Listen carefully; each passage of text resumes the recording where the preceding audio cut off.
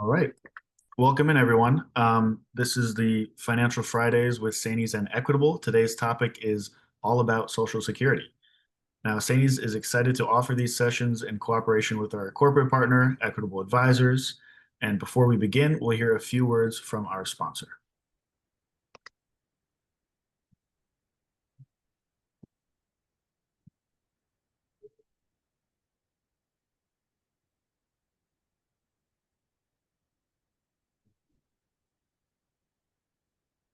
Who Equitable Advisors is. We are a large financial firm and been a strategic partner of Sainies for the last 10 years. In that, we've had a commitment to the K-12 marketplace, making sure that educators are educated about their finances. We've been able to give those members additional support that's needed to make some of the biggest decisions in their life, like preparing for their retirement and their kids' college education. When an Equitable Advisor meets with a Sainies member, what our objective is to give them the confidence that they need going into retirement, making one of the biggest financial decisions they'll ever make in their life, to best assist them prepare with whatever their financial goals are. Equitable provides Sainies members includes financial resources and articles, complimentary financial profile meetings and an asset map, professional development educational webinars to units, and then in 2025 we're going to be doing a Ready to Retire series for people that are at least 1 to 3 years out from retirement and want to know how to finalize next steps.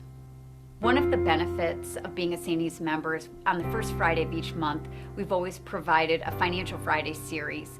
It's a 30-minute series that goes from 12 to 12:30 that's presented by local regional representatives at Equitable that manage each region within Sainies on a variety of topics, including planning for the future, student loan forgiveness, and healthcare and retirement. What I would want Sainies members to know about the Equitable relationship is that you're going to have questions that come up, and there's always a tremendous amount of resources. There's an email address, sainiesmembers@equitable.com, that can be utilized, and there's always somebody on the other end of that email address to address any questions, comments, or concerns. Best time to plan for retirement is today. Looking at the future immediately or as soon as you're able to, realistically, you're going to be best prepared for that future.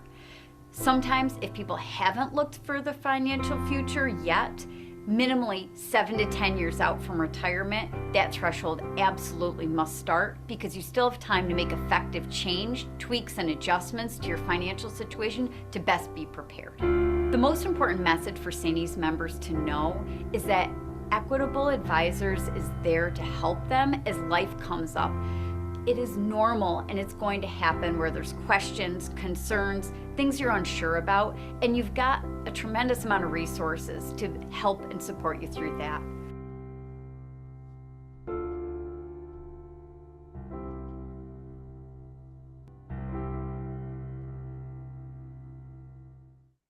All right. Great.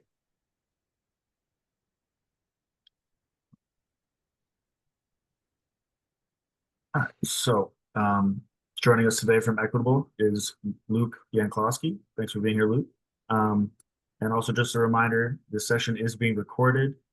We will save questions until the end of the presentation, but feel free to add questions to the chat or to the Q&A at any time throughout the discussion. And the Q&A time, just a reminder, is best used for general questions, but please know that the Equitable team is available at any time to answer your personal questions. You can find their contact information for your regional reps at sainies.org. And now I will turn it over to you, Luke. Hi, everyone. Thank you for being here this Friday. So I'm going to start just sharing my screen. Paige, if you could just confirm you can see that for me, okay? Yep, I can see it. Okay. So today we're going to talk about Social Security. Social Security is one of my favorite topics to present on because it really is. Social Security is pretty complex. There's a lot of moving parts to Social Security. There's a lot of nuance to Social Security. So something I always like to start out and say, if you have questions, you have specific questions, there's always one-off scenarios. We're happy to answer any one-off scenarios. Today we're going to kind of go over like the 101, the 102 of Social Security, more of a high level, but you feel like you have a unique question, unique scenario, always feel welcome to reach out and ask questions there. So just starting out, I think a lot of folks really underestimate the value of Social Security. Social Security, this data is from 2020, will pay out to over 65 million Americans. Over 90% are collecting it. And one huge benefit is it an inflation adjusted form of income. Obviously, you all have a New York State pension, which will be a tremendous benefit for you in retirement, but Social Security will be a huge benefit for as well. For many Americans, it'll pay hundreds of thousands of dollars in retirement. It'll supplement your pensions very nicely. So it's important to understand how it works. It's important to understand how it fits into the holistic picture because it is a very large benefit. There are three major types or major components to Social Security, I guess you could say. There's basic retirement. So that's what most folks are going to think of and talk about when they're talking about Social Security. There's spousal benefits and there's survivor benefits. So we're going to jump into each one of these today. We'll talk a little bit about divorce benefits as well for Social Security. These are not the only components to it. There are more components to Social Security, but these are the major ones that we'll focus on today. Just how it works. The first thing that every human in America should do once they reach age 22 is they should go on ssa.gov and create a Social Security login. Very important. It's a little hard getting in. They're pretty secure about you getting in. You should do as many authentication ways as you can, upload your license, everything. Actually, one of the biggest frauds right now is people stealing Social Security or attempting to steal Social Security logins. So do as many authentications as you can, but go in and see your benefits. On the right-hand side of my screen, you can see what the Social Security statements look like. They don't mail the statements anymore. They're all online. Take the 20 minutes to set up your account. It's the most user-friendly website once you're in there, and never lose your passcodes to your Social Security website. Once you lose your passcodes, it's kind of like the jaws of life, getting it back. A little bit more about what it'll look like when you're in there. So the formula to calculate your Social Security benefit is way more complex than it is for your pension. Your pension, your three highest years consecutive. Social Security is your highest 35 years of earning. It's inflation adjustment. It's got this whole very complex formula to it. So a couple different components to that. If you don't have 35 working years when you go to collect, you're going to have some zeros in there. Each individual year, because it's 35, means much less. But the other component to that is Social Security is tracking millions and millions of people. You can go on the website and look at your work history. That's what you're looking at on that left-hand side. You want to make sure that is correct. It's not common, but it's not impossible. Probably 1 in 100 people this will happen to, where somebody has misreported income to Social Security. Maybe their employer didn't send the right information. Maybe Social Security didn't document the information. So you want to go in, make sure you make an account, and you just want to check these stuff. You don't want to, you pay a lot of money into Social Security over the course of your life. You don't want anything to be misrecorded. You deserve your full benefits. A little bit more about how it works. So you'll find a lot of folks will say Social Security in 65. I hear a lot of people talk about 65 is a big year for Social Security. Where a lot are pretty confused, I guess, in that space, or maybe misunderstanding, is 65 is a very relevant age for Medicare. It's not a super relevant age for Social Security. For most folks on this call, anyone born after 1960, their full retirement age is age 67.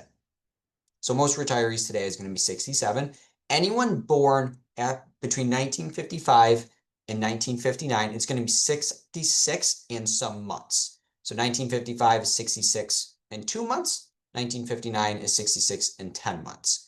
So unless you're born in 1937 or earlier, 65 is not a super relevant age. Anyone, regardless of when they were born, can collect as early as 62 and can delay all the way to 70. And there's pros and cons of doing that, which we'll cover. You can collect anywhere in between there as well. So the major ages for Social Security are your full retirement age, 62 and 70. You also do not have to collect as soon as you retire. Now, what's the benefit of collecting early? What's the benefit of delaying? This chart here, this is based on if my full retirement age was 66, but essentially there's a reduction for each year early you collect. So if I'm born, or my full retirement age is 67, it's a 6% reduction per year. If I'm born in my full retirement age is 66, you can see the reductions here. So if I collect at 62, I'm taking a 25% reduction on my benefit. So if you think about that, like you're getting a 5% raise, then a 7% raise, then a 6% raise, then a 7% raise. That's a lot of good raises in a row. And that's inflation protected income, where your pension is not. So the longer you defer, the more inflation protected income you ultimately have.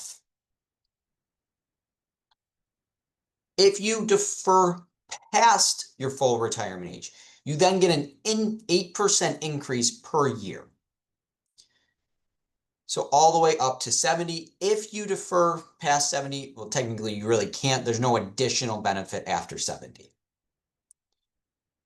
So a couple good rule of thumbs. Generally speaking, at 70, your benefit is a little under double what your 62 amount is. So my 62 amount is 10,000. My 70 amount is probably like 19,000. What's the break even? If I defer from 62 to my full retirement age, so let's say 67, I generally have to live to about 76, 77 to see more out of Social Security. If I defer from my full retirement age to 70, I generally have to live to about age 80. So a lot of folks will say, I'm going to collect as soon as I can, which we'll talk a little bit more about. It's not always the right move. It can be, it can't be. But there is a break even. About from 62 to your full retirement age, it's about 76, 77. From 67 to 70, it's about age 80. Talking a little bit about spousal benefits. So with spousal benefits, a spouse can technically collect 100% of their own benefit or 50% of their spouse's, whichever is higher. So if my benefit is 10,000 and my spouse's benefit is 14,000, well, 50% of 14,000 is 7,000. So I would get the 10,000, which is my own. If their benefit's 30, well, then 50% is 15. I would get the 15,000. There are some qualifications for spousal benefits, and they can also apply to divorced spouses, but they have to be married for at least 10 years and divorced for at least 2. A lot of folks in the United States will use that spousal benefit. If you have somebody that didn't work for most of their career or whatever it may be, or you had somebody that just earned significantly more than the other, spousal benefits can be a very, very real benefit. The primary spouse that the 50% is based off of does have to file for their retirement and be ordered to eligible to collect.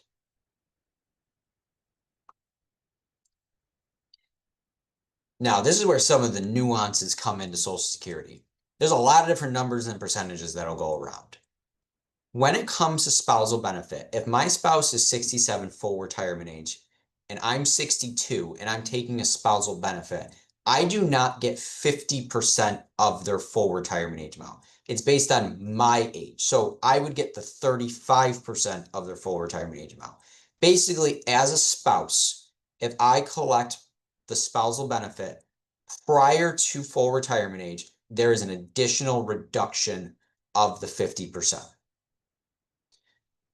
Now, the flip to that is there is no benefit for deferring. So I don't get half of their 70, I don't get half of their 68. It's capped at 50% of the full retirement age amount. That is the maximum I can get through a spousal benefit.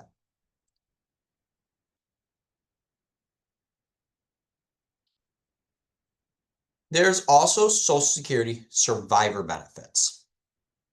With survivor benefits, so if you have a household and 2 folks are retired, one's benefit is 20,000, one's benefit is 30,000, and one spouse passes away, the higher of the 2 Social Securities always automatically remains. So in that case, the 30,000 would remain. Now you still lose $20,000 of Social Security income. You don't keep both, but at least you get the higher. That's something you have to plan properly for. People don't necessarily think about that. I know we do a pension maximization presentation, but a lot of folks also aren't thinking about what happens if we lose one's Social Security. Now, what happens if a spouse passes away prior to retirement? So in surviving benefits or survivor benefits, the surviving spouse can actually collect as early as 60 in this case. If there's a disability, it can be as early as 50, but for 60, you take an additional reduction. So you take a reduction on top of the 62 amount. For this, to qualify for this, you have to been married for at least 9 months prior to the spouse's death. So again, there are some qualifications to it. But again, you can see very quickly where there's a lot of nuances to Social Security. You have 60, 62, 67, 70, 50%, many different percentages and numbers here. Talking a little bit about divorce rules. You have to have been married to your ex-spouse for 10 plus years to benefit from this. You have to be unmarried, so you cannot get remarried. You both have to be 62 and you have to have been divorced for at least 2 years. So there are some additional qualifications. There are survivor divorce benefits as well. Something I should definitely make sure to touch on here too is if I'm taking spousal benefits, if I'm taking divorce benefits, it doesn't affect the other person's Social Security benefit. It's not reduced in any way, shape, or form. Survivor benefits for divorced spouses, just like for married spouses, they can also collect at age 60. So survivor, it is 60, otherwise it is 62 for all other benefits.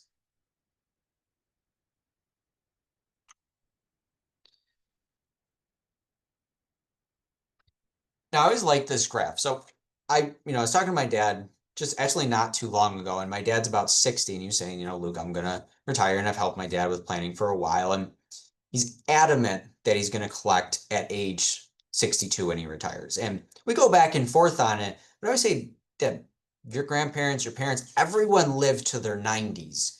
You should consider not collecting at 60. My dad's pretty hard-headed, so I don't know if he'll change his mind, but I have showed him this data. It's pretty compelling. So if you have a male that is age 65, statistically speaking, there's a 52% chance that that male will live to 87. So 1 in 2 males that are age 65 will live to 87. 1 in 3 or 30% will actually live to 93. For females, there's a little bit more longevity. 1 in 2 females will live to age 89, and 1 in 4 or 28% will actually live to 96. If you have a couple that are both age 65, 1 in 2 will live to 93. There's a 25% chance of them living to 98. If you live past 80, you would have collected the most by deferring till 70. Now, I am not saying that everyone should defer till 70, but most folks that I talk to say, I'm going to collect as soon as I can. You just have to understand for some people that is the right move. That is not necessarily the right move for everyone, though. You really need to look at things like health, longevity, everything of that nature, because you don't want to get to the point where you're 88 and now inflation's set in, your pension's not paying enough, and all of a sudden you're kind of struggling financially. The other major factor is if you collect Social Security prior to your full retirement age, there is an earning cap. So I'll talk with folks that are pension employees and they'll say, I'm going to retire from the state, but I'm going to go work in the private sector. That's great. With your pension, you can work in the private sector and make as much money as you want. You cannot do that for Social Security. If you collect between 62 and your full retirement age, and you earn more than $23,400 in a year, there is a 50% tax on your Social Security benefit. So you can see $1 of benefits is withheld for every $2 earned. Another way to say that it's a 50% tax.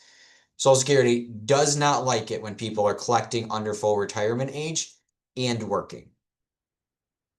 Now, the year you hit full retirement age, they give you a little bit more flexibility. You can earn up to $62,000. And then once you're full retirement age, you can earn as much as you want and collect. But that's not applicable until you are full retirement age. If you work and make more than $23,400 under full retirement age, you will have a pretty large penalty with that benefit. Now, what we sometimes see is people say, look, I retired at 62, but my Social Security wasn't enough, my pension wasn't enough, whatever it is, so I want to go back to work. Okay. It is not super simple to change your mind with Social Security. Once you collect, you technically can stop collecting, but you have to pay back everything you collected. So let's say you collect for 1 month and your benefit's $2,000 a month. Got to pay the $2,000 back. Hurts, is usually doable, but definitely hurts. Let's say you've been collecting for 20 months and my benefit's $2,000 a month. I have to pay $40,000 back to Social Security if I want to stop collecting. So you retired at 62, you started collecting, you're retired for a couple years, and then you're like, I think I want to go back to work.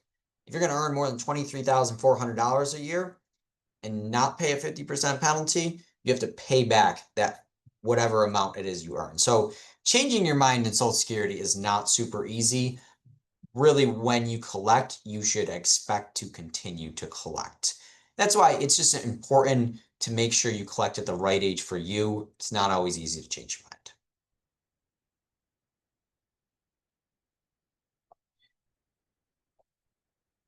There are Americans out there that are not going to pay taxes on their Social Security. And the reality is, for most New York State employees, the unfortunate thing is most folks on this call are going to pay taxes on their Social Security. So it's common misconception that Social Security is tax-free. You don't pay state tax in New York State on your Social Security. There are states that tax Social Security. You don't pay FICA tax on your Social Security, and it is tax advantaged, but it's not tax-free. There's something called provisional income, which is a formula used to calculate Social Security taxation. And essentially, if you look here, provisional income, not going to go into it too depth, but it's 50% of your Social Security plus what's called modified adjusted gross income. Modified adjusted gross income is just your adjusted gross income plus interest-free or tax-free debt or interest. Excuse me. For most folks, if you are married filing jointly and you make more than $44,000 a year, you're going to pay federal tax on your Social Security. Now you can see it says 85% of benefits are taxable. That doesn't mean you pay 85% taxes on your Social Security. It means 15% are received tax-free and 85% you just pay normal income tax. So if your income tax rate's 10%, you pay 10% on 85% of it, and the other 15% is tax-free. That's why we say it's tax advantage. You do get some of it tax-free, but you do not get the whole thing tax-free if your provisional income is over $44,000 in a year, or if you're single, if it's over $34,000. So what are the next steps? Like I said in the beginning, Social Security is a very large benefit. It will pay a lot of money to folks over time in retirement. You just want to understand how it works. You want to understand the rules so you don't get yourself in trouble from a tax standpoint, from collecting too early, from an income standpoint in retirement. You just want to understand the options available and then just work with a professional on it. Like I said, there's a lot of different nuances. There's numbers. There's a lot of things going on with Social Security. It's definitely a lot more complex than the pension is. So you're all doing a great job taking the first step here, being on this call, but just make sure you work with someone to get the right and the best options available to you out there for Social Security. Thank you all.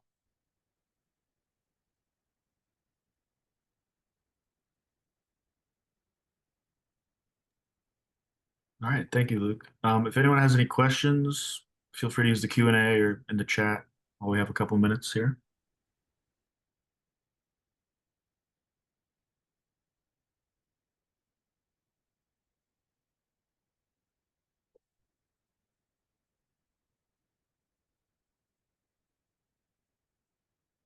Can I reshare the slide of benefits before full retirement age? Yeah, yes, I can.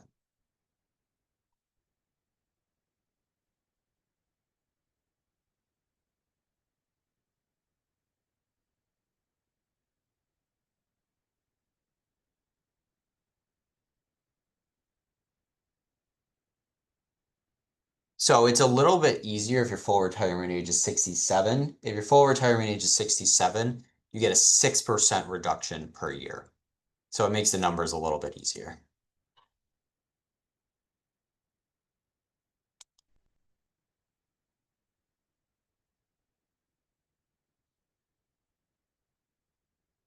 If someone collected the Social Security and changes your mind and back to work, how much they have to pay back? So if they're under full retirement age, if they're under full retirement age and they want to stop collecting, they have to pay the entire amount back that they collected. So if I collected $50,000 from Social Security over the course of 2 years and I want to stop collecting, I have to pay that back before Social Security will let me stop collecting.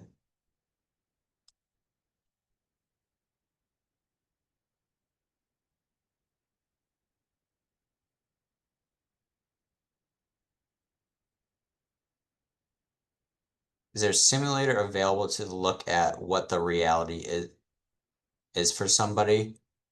I'm not sure I understand that question by simulator. So like there would be a retirement planning software, and then obviously there's SSA.gov to find your actual benefits. If I'm single, 63 with no husband or kids, would it be smart to keep working until 70, especially if I get summers off?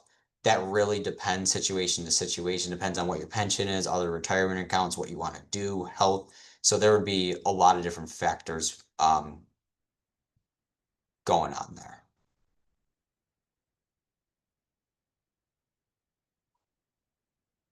A simulator so you can plug in your benefit and spouse benefit to figure out what we would earn from Social Security. Yes, there are calculators on Social Security that will determine what the spousal benefit would be.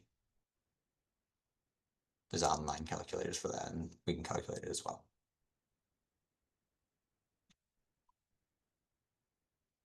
Just trying to see if I missed any.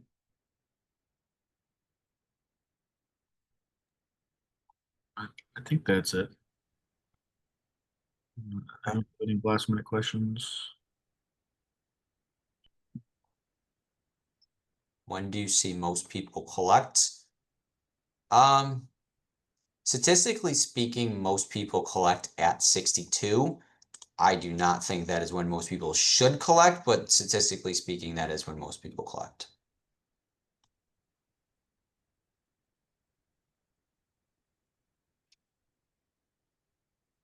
And remember, if you got any personal questions, you can find a regional rep at sanys.org, and they'll be more than happy to schedule an appointment with you.